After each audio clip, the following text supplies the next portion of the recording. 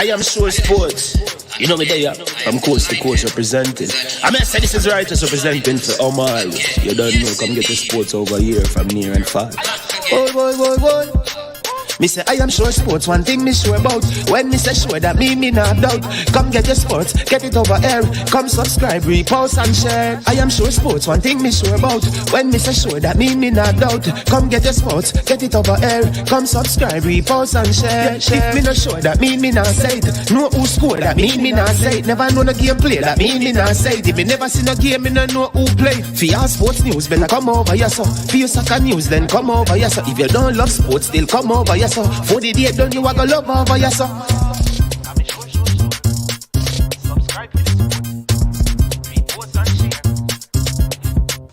So when it comes on to behavior concerning football, Jamaica is decent. I am sure that if we can get all of these things done, set in place by the end of April, it gives us enough time before the World Cup campaign. Not afraid of no Brazil, no Argentina with these crapper players. We are good enough. Remember to like, subscribe, share. Listen, comment, let me know what your thoughts are. Trick Jerk Marinade gives your meats and vegetables authentic Jamaican jerk flavor. The spices are directly from Jamaica. Spices like jerk seasoning, allspice, Scotch bonnet pepper, fresh scallions, thyme, ginger, and garlic. The key ingredients to a great jerk marinade. 0% sugar and low in sodium. You want to try it?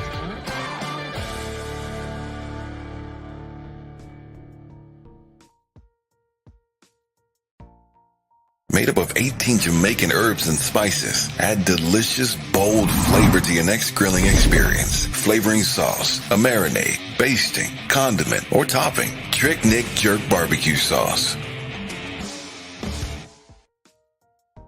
William Knibb Memorial High School D-Cup Alumni presents its third annual fundraising barbecue on Memorial Day, May 30th, 2022. Wear your favorite jersey to Wilsonwood Park in Mount Vernon, New York. Remember to take exit 12 off the Hutchinson River Parkway. Music by DJ Mad Max of Sound 1000. Proceeds to aid the William Knibb High School Costa Cup team. For more information, contact Keegan 304-607-4034. Our codfish at 954-639-2991. Proud of people, it's important. Remember, make sure say oh no did that.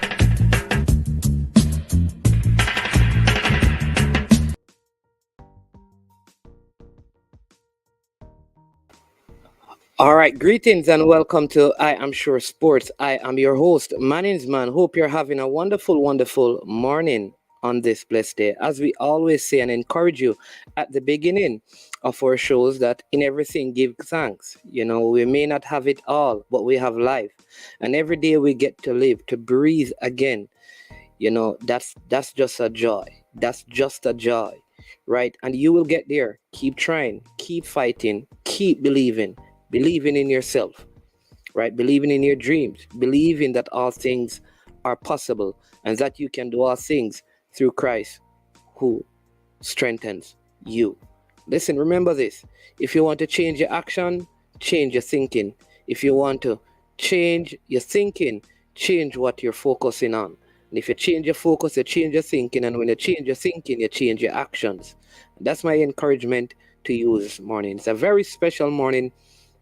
I have a very special guest with me, but before I introduce him to you, I want to say a big thank you to the sponsors of this video. The sponsors of this video, they are Prestige Finance, lending a helping hand when you need it the most. Prestige Finance is located in Linstead, St. Catherine, Jamaica, and they're offering loans of up to 100,000 Jamaican dollars. That's awesome. 0 to 4% interest rate, and not only that, no processing fee, same day processing. You can give them a call at 876-884-7390. Also, a big thank you to Launch Legacy, where they handle risk and seek legacy. So for all your personal insurance needs in Canada and the USA, visit them at launchlegacy.com or call or text them at 647-989-07 82. And Mr. Patrick Reed will be there to help you. This morning, I have with me Mr. Christopher Hill. And some of you may not know him, but don't worry. By the end of this interview, you will become more familiar with him and with his work. He's going to share what I think is very valuable and worthwhile information to all of us who are involved in sport at a local level that can help to expand our knowledge and increase our impact in the lives of those who we interact with daily. So let's invite him and welcome him to I Am Sure Sport. Mr. William, Mr. Hill. Good morning. How are you? I am doing wonderful. How are you doing this morning?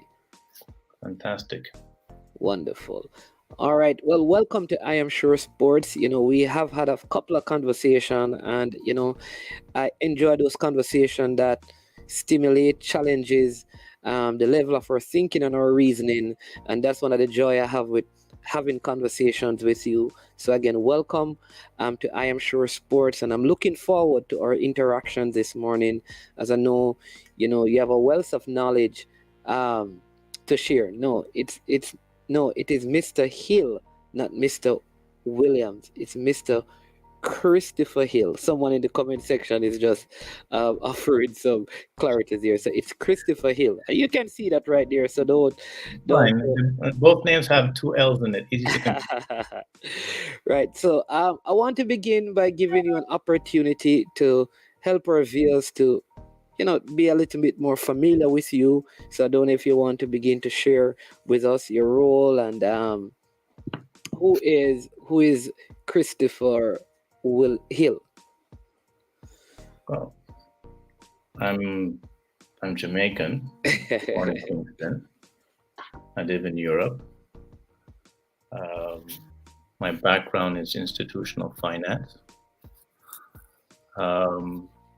Managing money for institutions, which a lot of sports agencies are institutions, so I manage money for them. And then slowly our business grew where we were asked to manage money for athletes. And then next thing is you help to with some of the careers of athletes. So today our business is focused. We're one of the first. We're told we're the first in Europe to have come up with a strategy for schooling of becoming a professional athlete. So we've been doing this for well over 20 years. And we manage that. We're not agents. We are on the management side to help an athlete become a professional to earn income doing what he can do. He may not. That's essentially what we do. Okay. And is that specific to any sport, or you cover as many sporting disciplines as possible? We started out with golf and tennis. Then the business grew as we received customers to Formula One, then football, basketball, and ice hockey. So that's where we've had the experience, individual sports and team sports. Right now, we're focused only on basketball and football. Okay, awesome. You also mentioned that you're not in the agency side, you're in the management side. Why don't you, take some time and explain to us what is the difference with player management and a player agent? What are the significant differences, and which one is better for younger players or younger athletes? Let's use that word. All right. Well, let's go back. I mean, I use my benchmark model for what we built over the years because there was a need for it. Just as a little bit of a backtrack, back in the day, when athletes were trying to find jobs, their friend or a connection or a barman would say, I know somebody would broker a deal. So essentially, agents are human resources people. They say, I know a player, you're looking for a player, let me put the deal together. So Over the years, a lot of the federations and a lot of the competition have tried to rein that in because of a lot of issues. So there are two models that I've worked with, which I like. I like David Falk's model back in the day when he had Michael Jordan and several other players, and he had a financial partner who's now the financial advisor or the CFO for Michael Jordan's business. Then we had Mark McCormick from IMG, who also had a good model. So what does an agent do? And then I'll show you what we do as a manager. An agent's job specifically is to say to you, hey, you have talent. I know a team where I can take you and you can make money. All right? Agents typically will sell dreams. That's it. That's what they do. They're manpower of the sports business. Today's situation is there's such a rapid demand for a young talent and the need to monetize it. So agents are quickly trying to get volume and quickly sell the players to make the money. So money drives the motivation of the agent. A manager, and again, some agents, because some agents are also managers, a manager basically will say, let's take somebody who's at the age of about 14. And that 14-year-old says, I don't want to be a doctor or lawyer. I want to be a professional footballer. I want to be a professional track and field. I want to be a professional basketball. Whatever. So with that in mind, IMG is a good example where somebody says, okay, I'm 12. I'm good. Now I'm 14. I want to go pro. Mom and dad thinks I should, and I'm winning these tournaments. Now I'm coming and put together a program for them as a management structure because they're minors. So manager will come in and say, okay, you have the talent, but what you're lacking are these certain things. You're lacking concentration, you're lacking technique, you're lacking this, you're lacking that. So these things we will come and put together for you. We will find them for free or we'll finance them. That's what a manager does. And the manager will follow the athlete until they get on tour to start making money. So the manager doesn't necessarily make money right away. Okay. So a manager, and then once the manager is there, they will put together a financial structure. So in other words, here's your career plan. Here's the plan for your money. Don't spend it all. And here's your retirement plan. And here's how you're going to network to figure out what you're going to do after your career. Oh, I see. So I like that. So the manager is more into the holistic development of the player and not just trying to fit a player in a club somewhere. Correct. He's providing all the resources for the player's development, for when he's developed, what happens with his life, even after the sport, which you're saying that does not necessarily apply to the function of an agent. An agent is, listen, somebody says, I need a player. They said, I have a player, and they plug them into that. Yeah, that's At where the right money is. Okay. But you also said that there are agents who have dual function, meaning they also work as manager of those players and also as agent. Yes, we do have those, but they're becoming more and more rare. And the reason being is that they're targeting younger players. And so when you're targeting a younger player, you're trying to maximize your revenue. So, you come down, you go to country X or country Y, and you see talented player, you're going to try and get him, you're going to try and make money off of him as soon as possible. Managing a player is difficult. Now, if you're recruiting as an agent, because there's no agent who's going to say, I have 10 Salahs or 10 Manes or 10 Messis. They're going to maybe have one or two stars, and then the rest of you have one or two stars, and you have a big pyramid of athletes below who are not major money Adam, maker. yeah. So they will go on volume. And so it's very challenging. So that when you go after a 14, 15-year-old, you want to get the money to cover the cost. So that's why agents are under pressure today. Oh, I see. That makes a lot of sense because um you only gonna have in your ranks, you probably have, like you said, one Messi, one Salah. All the other players are a cut below that. So how do you keep making money if they don't have like the same value? So your thing is that the agent will have a whole heap of players to make up for the revenue of one star player. No, with the agent's going to maximize his volume. An agent is going to want to have 200 athletes under contract with him, and he's hoping that one of them will break out and be the superstar. Yeah. God willing, he gets 10 to break out and be superstars, then great. But I don't think Jorge Mendes and Mini Raiola and Pini Zahavi, when they started out, they expected it to work so well, but it took them time to get where they are. Today's agents want to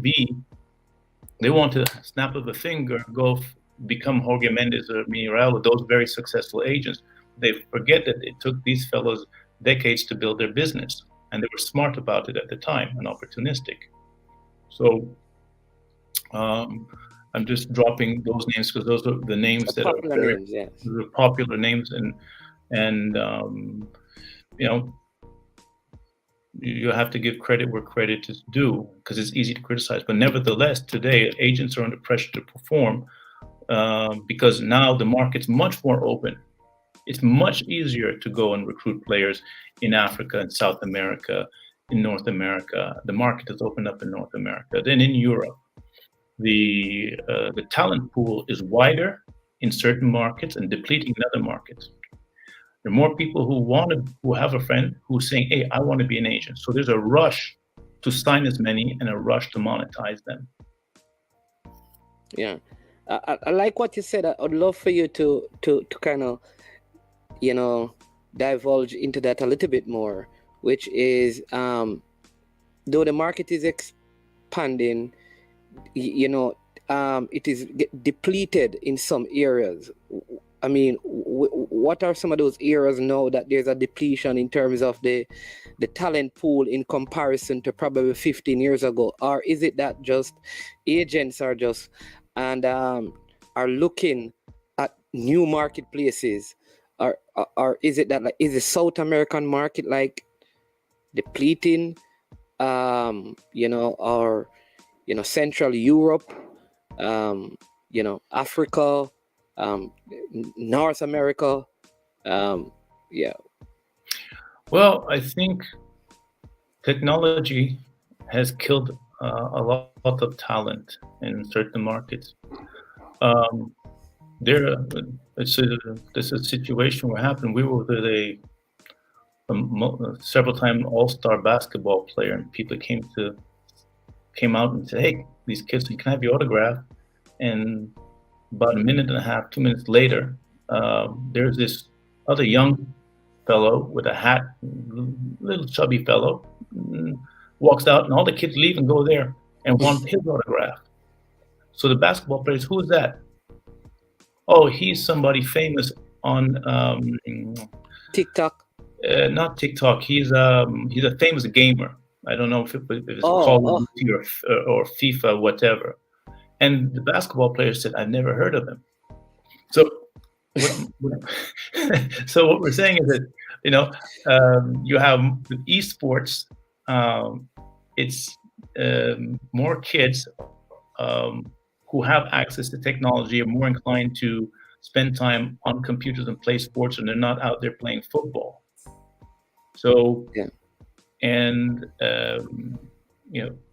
go back 30 years ago, some of the best footballers that came out, they weren't necessarily best students in school, but because they spent a lot of hours playing football, and that's why they're so talented, So today you have to go to those markets where players are still playing 3-4 hours a day, and because that's the time it takes.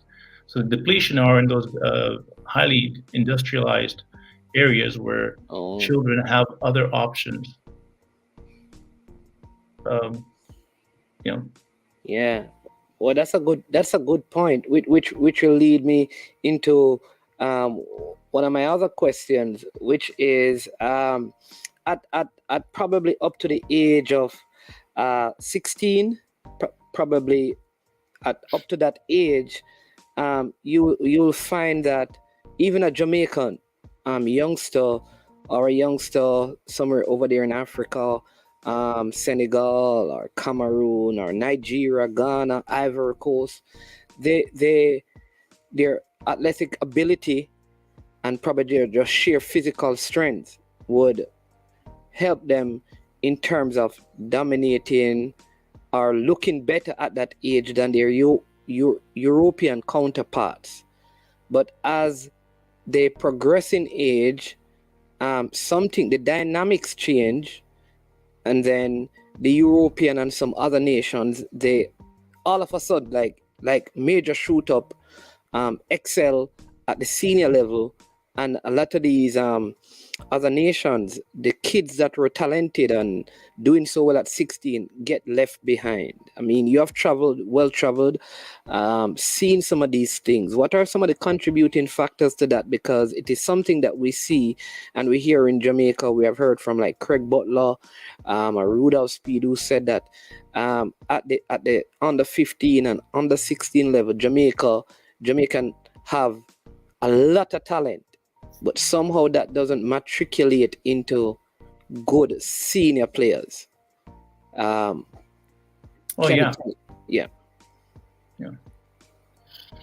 Well, there are different theories. There's a theory that as of 12, a child, female or male, need to stick with one sport. Okay. As of 14, you need to be spending a lot more time playing the sport. Everybody's entitled to their opinion, but what I've observed over the past 20 years and plus is that depending on your environment, your neighborhood, your what you have available, whether it be a basketball court or a football or a pitch or a ball, is that if you're a young person playing a lot of sports and you love the sport and you're passionate about it, you're really going to be a better student of the game because you're out there practicing it. Probably should be doing a little bit of homework, but no. In parentheses, I don't believe there's. I think there are very few NBA students or people NBA playing football today, right? Or people who graduated from university. So what's going on is that if you talk about 12 to 16, those formative years, a lot of athletes, whether it be in the island or with South America, who are kicking the ball barefoot or with an old pair of shoes on dirt or on sand, and they're doing it 3-4 hours a day, that's going to strengthen their body. That's going to help them control the ball because of the imperfections on the pitch. Whereas in Europe, where they have everything, they have the football pitch, they're not going to be playing 3-4 hours because they have more distractions. So as technology has come along, Europe has, as you can look in a lot of the European teams, you have a lot of Africans, right? A lot of South Americans. Yeah. Correct? Well, that speaks for itself. Where they're coming from and why. Why don't you have more English in it? That's what's happening right now. So if you're asking me with a 14, 15, 16-year-old team from the Caribbean or from Africa, put them together against another European team, would they dominate physically? Probably many of them are bigger and stronger and quicker, but they've been training longer and harder in more difficult conditions. There comes a point where the technique takes over, because in Europe, what they do have an infrastructure which works on technique, because they do have club football, and club football helps them with technique. So as you get a bit older and the football or the basketball IQ kicks in, they have better strategy, better vision of the game, simply because they have the educational tool advantage compared to,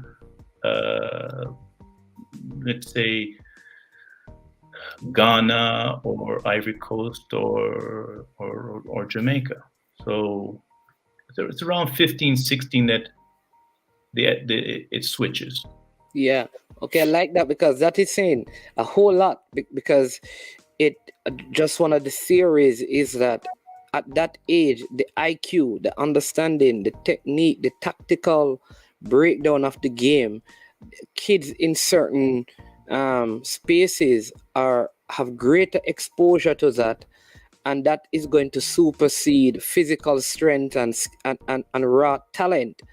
And that is why we will, like I said, we will see that when it gets to 17 upwards, a Jamaican kid is going to probably struggle against those in Europe, not because they don't have the talent, but because the level of IQ that the kid in Europe is exposed to at that age is probably above what the Jamaican kid may be exposed to in terms of the game itself, not just schoolwork, but the game of football or the game of basketball.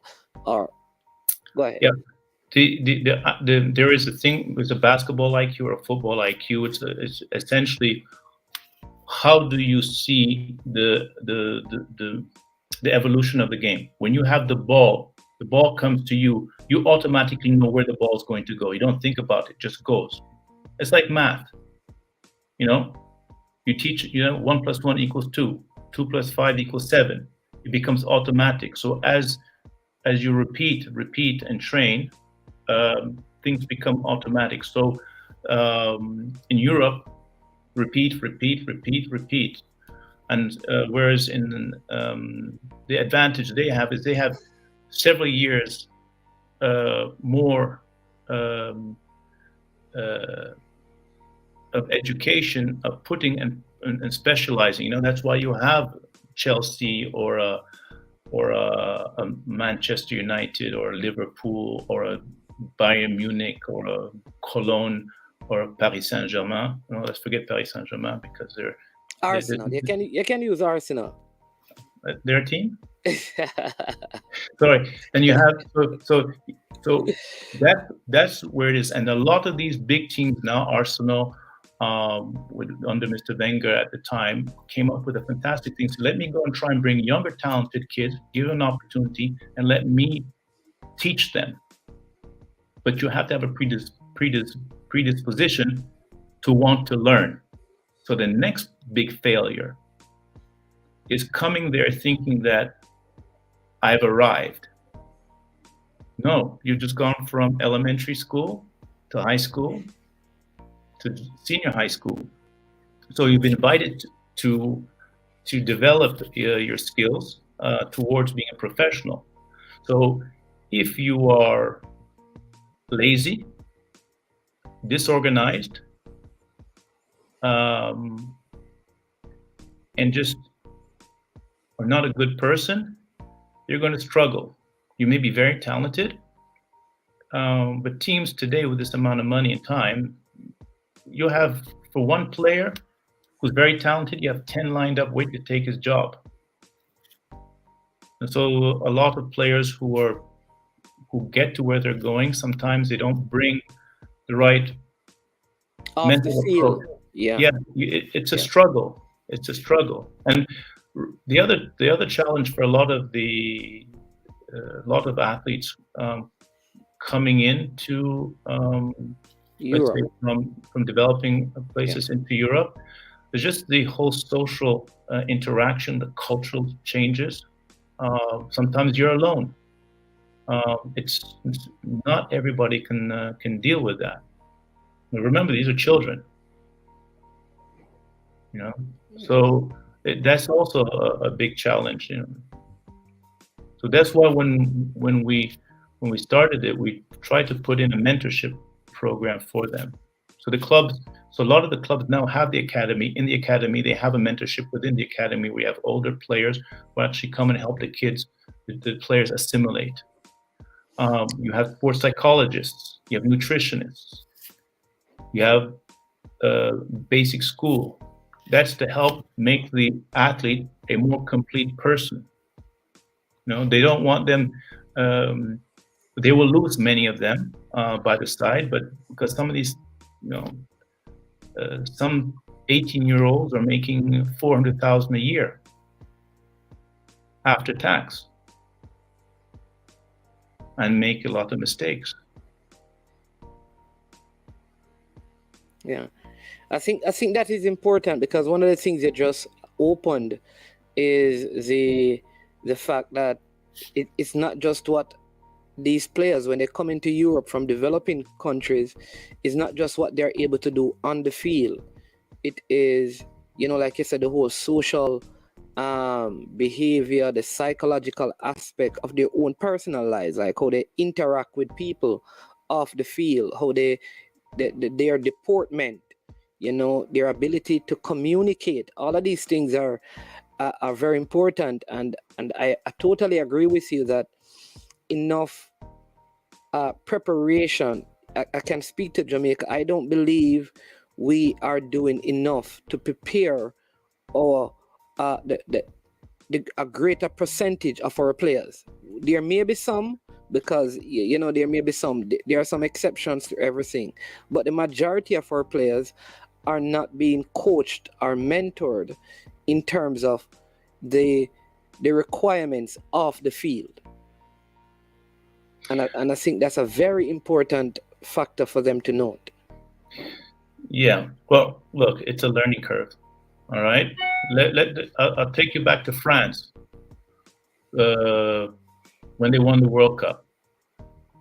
Before they won the World Cup, was it 20 odd years ago? In the press. The 1990. Oh, not the last one. 1998. Yeah. Okay. Okay. The press was lambasting everybody why there were so many foreigners on the team. All right. Same thing happened in England. The moment you get 2 or 3, same thing happened in Switzerland. But sometimes they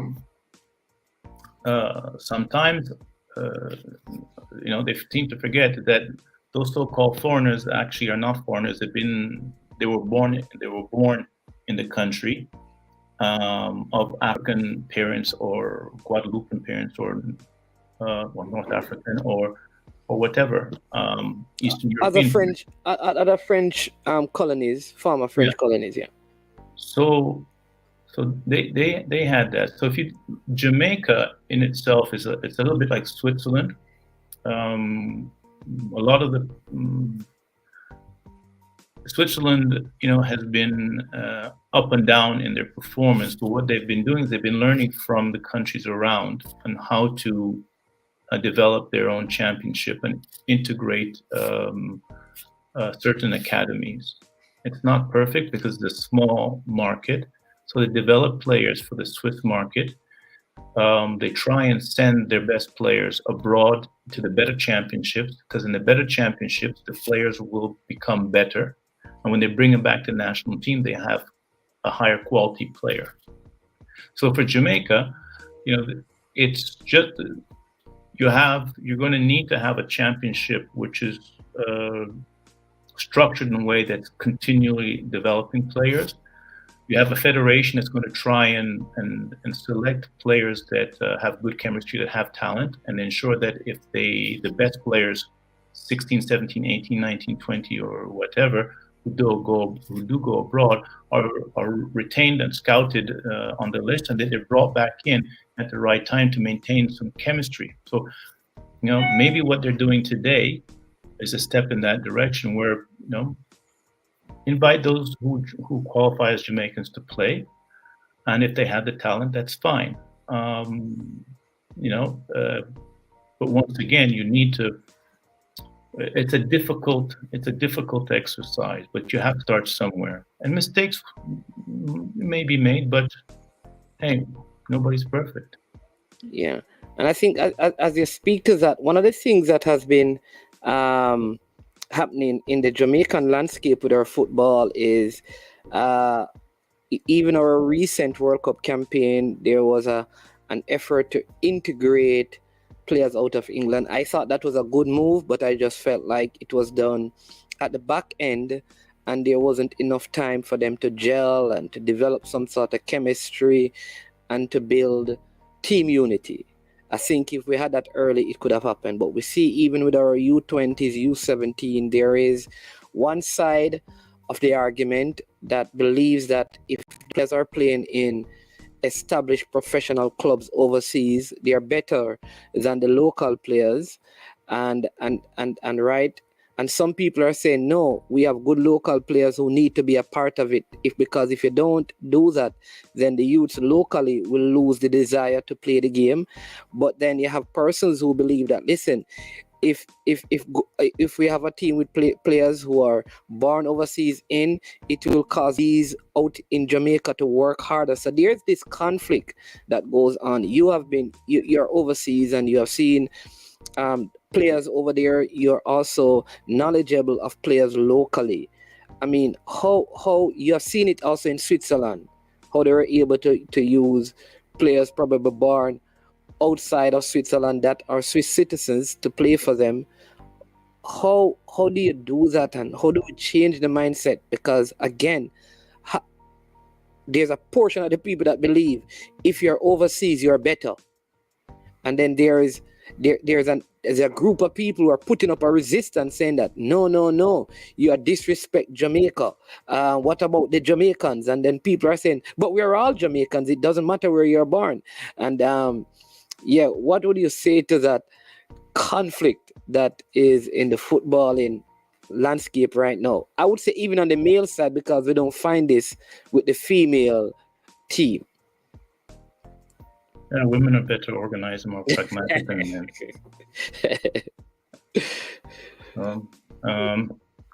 Look, I think to address the first problem is that the chicken or the egg, which came first. You got to make a step in the right direction.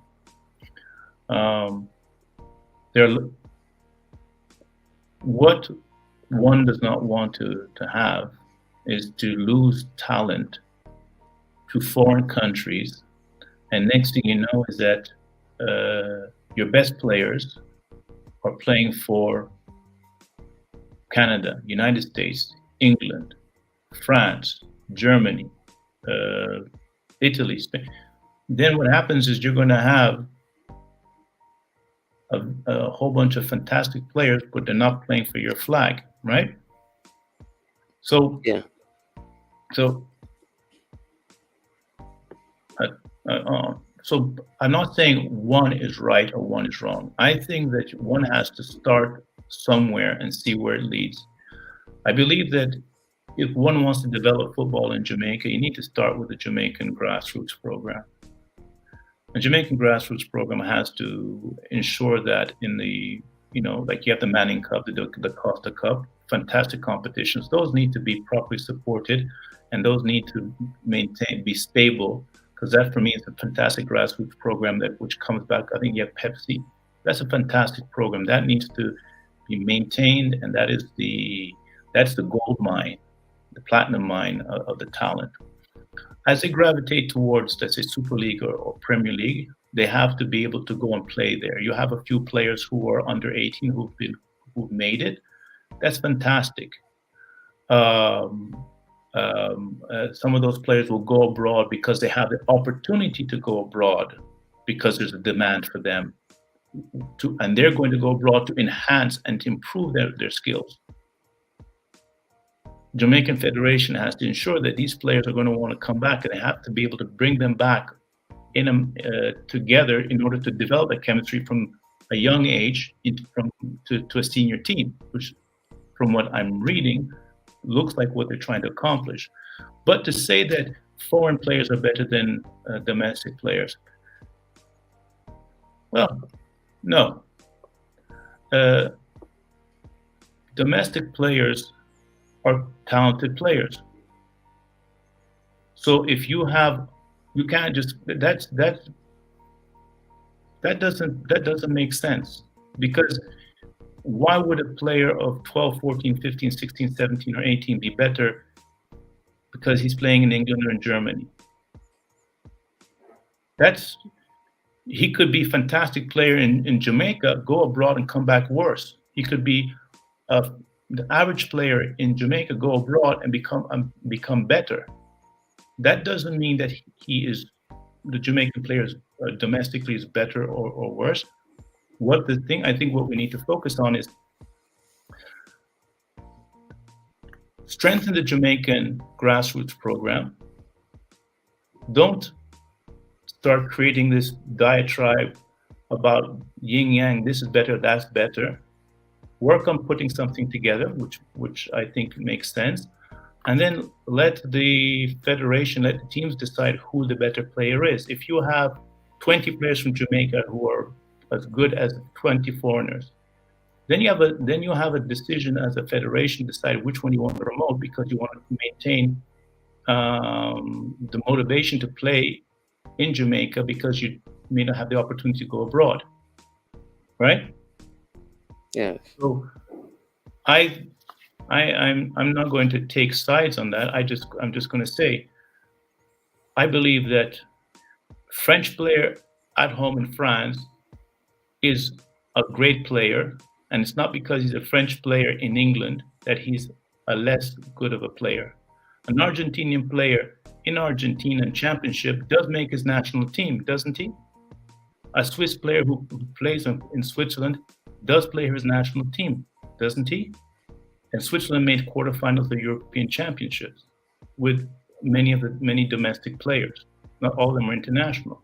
So France the same way, Spain the same way. So I don't think it's fair to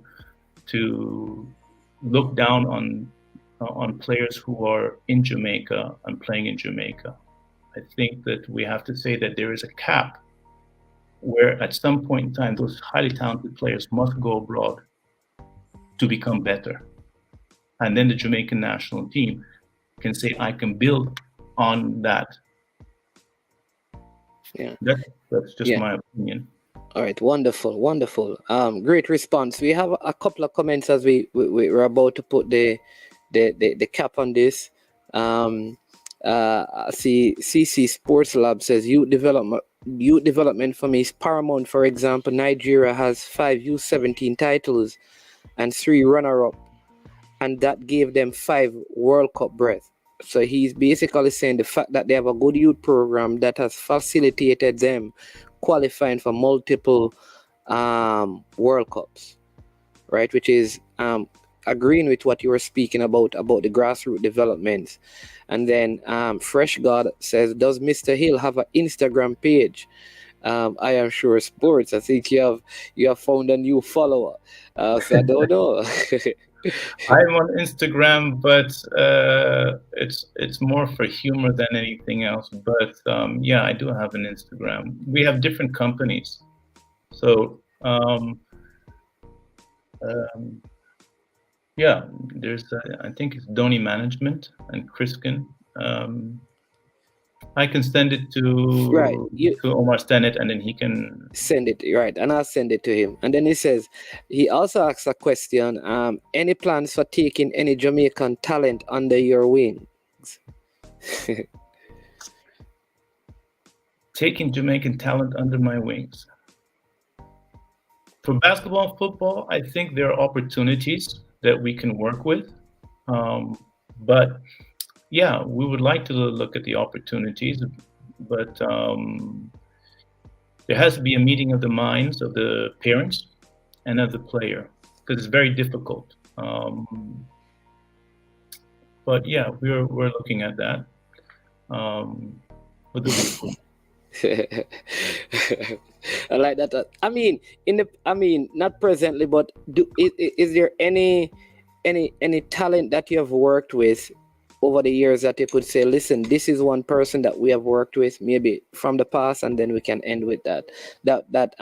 Either in basketball, in tennis, in motorsport, or something, or Oh even yeah, football. my Somebody that, cousin, my cousin mashed me up long time ago.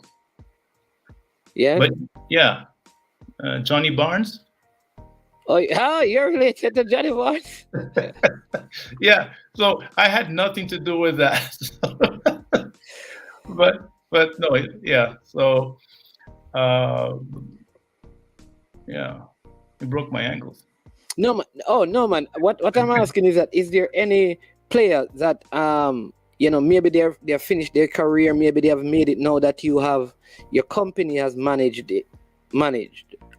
in any other sporting disciplines that you look at, or that you have Basketball. moved from 15 to 25 or 30? Yeah. Yeah. We've worked with a lot of basketball players who are now retired, and who gone to front office. Some of them are GMs, some of them are scouts. So basketball was really one of the dominant. Football, we've worked with the clubs, and we've done a little bit in football. So yeah, we've had some success. There have been failures. We've had some very talented athletes, extremely talented athletes, go to very big clubs who couldn't stand the pressure, and that's basically didn't make it. So by experience, this is one thing we'd like to avoid. We don't want to take a very talented person and put them in the wrong environment too quickly. So yeah, we've worked with them, and that's the experience that we have. Yeah. Any name you can mention? I mean, like, not failure, but one of those successes that you can look back and say, listen, this is one.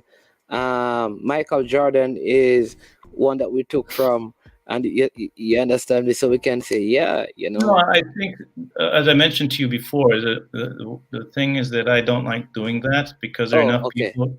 There are a lot of people who, over the past couple of things, like to drop names and whatnot. And I think it's we don't operate that way. We're not an agency. I'm not here to recruit or anything like that. And at the end of the day, I didn't go to practice. I didn't play the match. We just opened opportunities to help manage it. So for me to take credit, or any agent or anybody say we took credit for this, yeah, we can share in the credit. But at the end of the day, I'm not the one going and practicing and working. It's like the universities can say, oh, this guy is a great lawyer, he's a great doctor. Well, you didn't make him. You just helped him get there. He worked at being great at what he did. It's the same thing for an athlete. So we're hoping that those athletes who appreciate what we've done, they will speak for us. But I don't. For me to come and say, "Oh, I had this guy or that guy," that's a little bit arrogant. I'm not. Yeah. No, that's not me. I mean, we have people we've had a lot more success with NBA All-Stars. That I can say. Okay. And football, we've had a couple. Not high profile, but we've had a couple.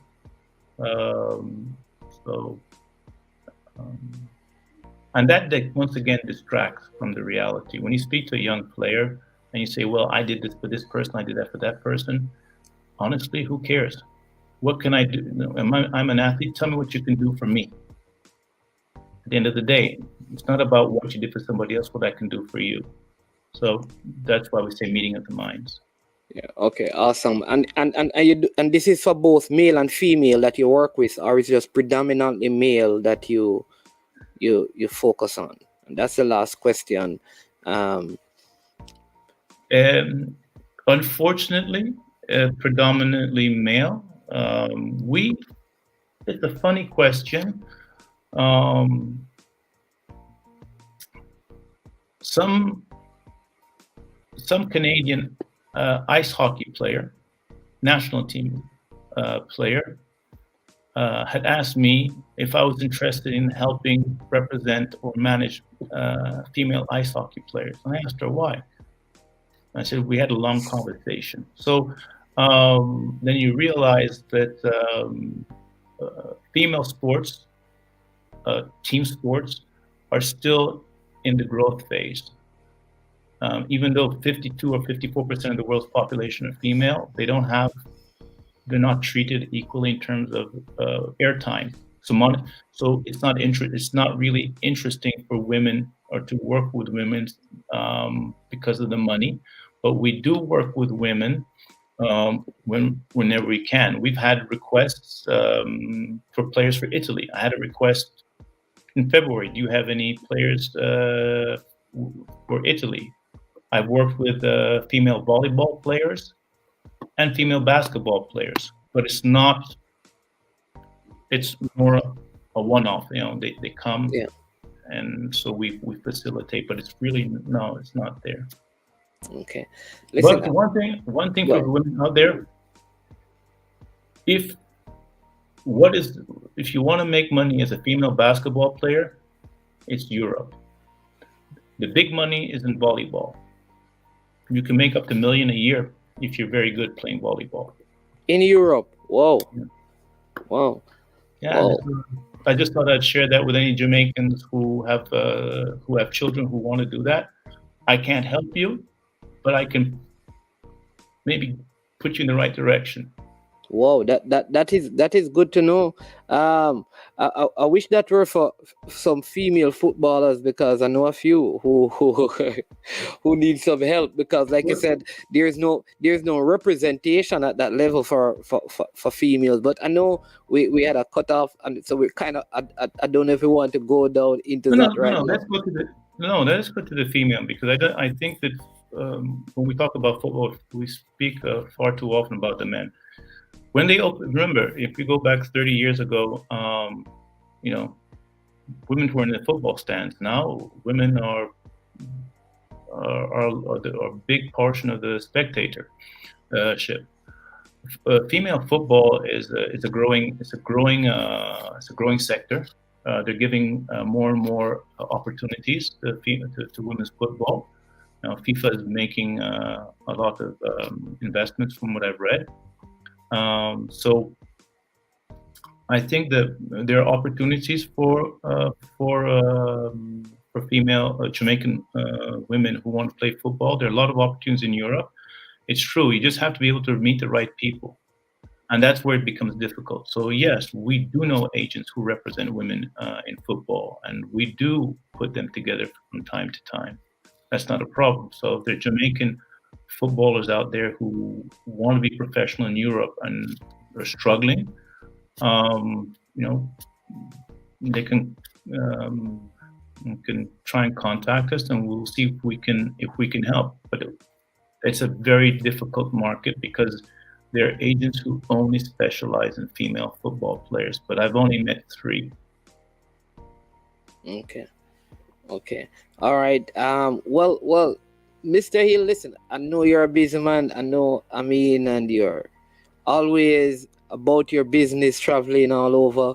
So I'm not even sure the people are going to say, Manning's man had someone on and he was drinking coffee. And they're going to assume, because you're drinking tea, and they're going to assume that, how could he be in Jamaica drinking tea at 11:55 in the morning? But so delighted. I'm in Greece. In Greece, there you go. Athens, Greece. Yeah, that's the place of all of those goddesses and stuff over there. Beautiful place. It's a lovely place. Yes. CC is asking this, and then he said, I'd like to ask which environment you think is better for a player to develop and grow in a team whose goal is to win the championship year in, year out, or sustainability and maintaining it I'm wondering if he means staying in the league without trying to win it, which is sustainability and maintaining a league position instead of going after the title. I think that's what, yeah.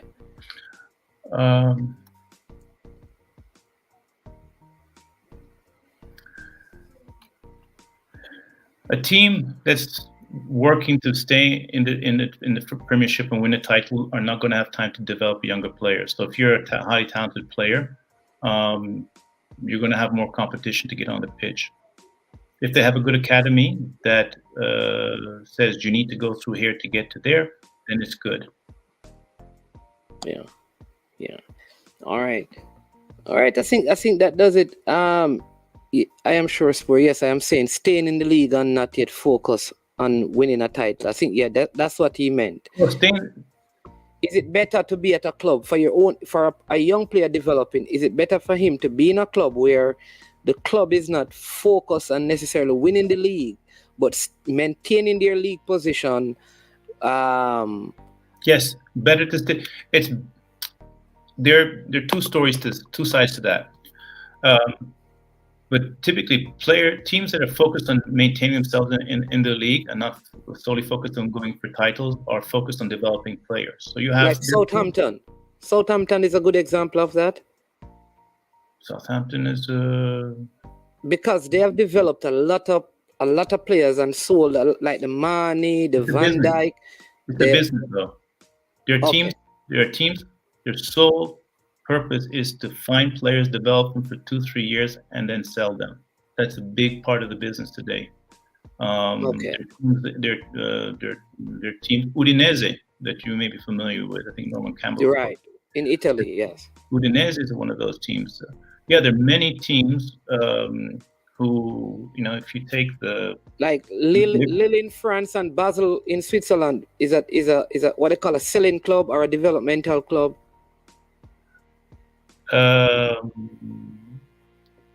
Basel is both Basel is a winning club, a development club. Okay. They try and balance it. FC Zurich is a development club, and then after a while it's good, and then they go up. Angers is a development club. Lens is a development club seeking to win titles. Lille, you have Toulouse development trying to stay in the first league. Marseille want to win titles. Lyon is both, but more about titles, but their development. Spain, you have Villarreal, you have Sevilla development. Barcelona is a title and development club.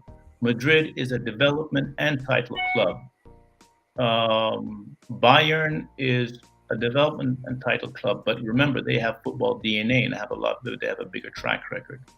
Some of the younger clubs who don't have the budget and don't have the notoriety, like Schalke and Stuttgart, they're working on developing. But if you go to Germany, you have 6 levels below the Bundesliga, 6 divisions of development, under 20, under 21. Okay. So, but if you come back, just to answer the question, if you're in a team that's in the first league and their job is to stay there, then they're going to do everything to make sure that they have the best players. And if you don't cut it, they'll replace you with somebody else. So, yeah. Cyril, I want to thank you for coming on. Listen, I'm hoping that we can have some more of these discussions, just getting a little deeper in the football or into sports in general and the kind of work and, just to be more learned in terms of what is happening on a global scale and not just be limited to what happens in CONCACAF or even in Jamaica, because sometimes we are not as learned as we ought to be about what is happening in the global space concerning sports, and therefore our answers and our responses and our questions are very short-sighted and myopic. So I'm very grateful and thankful that you have come on and kind of share this insight. I see somebody else asking if you're on Instagram. They want to start. I don't know. Sure. Somebody else is I asking will. again. I will send my Instagram. I just don't want to be rude, but my battery's low, and I have a conference call There you to go. jump on to. But definitely, I think that it's nice to have this conversation. I think that for people who really want to understand how it happens over here in Europe, whether it be France or England or Spain or Germany, a lot of what is being fed is not necessarily the truth. You know, it's a much more football development is a complex business. Listen, don't let your battery die because I don't want that. We are going to continue this. Thank you so much. We will talk later today. Work out some other time for you to come back on. So thank you again. I mean, enjoy the rest of your evening. Yes.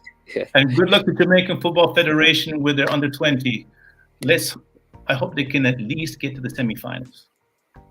There you go. There you go. Yeah, man. And all the best. We'll be in touch. Okay, take All care. right, thanks for your time. Thank you. Bye. All right, there you go. Mr. Christopher Hill. He will be back at some point, and at that time, you know, you'll get all the information you need. He will also send it to me, and I will send it to you, Dre and Fresh God, so you can get that. Doing a lot of things just in terms of player management, and maybe one of these days you'll be surprised at some of the players in football and other sporting disciplines that he has worked with. I want to thank you for being a part of this broadcast. It was indeed a pleasure, very informative and educational, expansive discussion on the global space of sports. So please, if you have not yet, hit the like button. If you have not yet subscribed to the platform, do so. Please like this video so that more people can watch it. All right. Many times when we provide the kind of information that stimulates educational growth and perspective, people shun them. So hit the like button so others may know, and share the content. We also, at 4 p.m. today, will be talking with Woody Harris, former reggae boy, a Clemson Tiger, Colorado. Stellar career in the MLS. Played for the national team, went to Kingston College. His father is the legend, Jumpy Harris. All right, so thank you again for sticking and staying with me. Dre, I will respond to that of the, yes, Harborview as well. Woolly Harris played for Harborview. Yes, Dre, he did. I will respond to the international friendly game in the next show. All right, so thank you again, every single one of you, for joining and being part of this. I am Manningsman. This is I Am Sure Sports. Have yourself a wonderful day. Join me again at 4 o'clock when we will have Mr. Woolly Harris. Have a good day. Yo, watch about dog, SK New Erdis, the body out there, Sniper King I represent for I Am Sure Sports. You get to me, I say, when you want the latest news and sports and updates and all of that, check out I Am Sure Sports. You know the thing goes in. Remember, you cover the whole island. Remember Kingston, Westmoreland, Galchester, Ocho Race, Galtigo Bay, everywhere. I Am Sure Sports, check it out for the latest news and latest updates. Sniper King I represent. Where them feel like, yeah, someone on for the food from young, from where they knee height. I Am Sure Sports. Yeah, dog.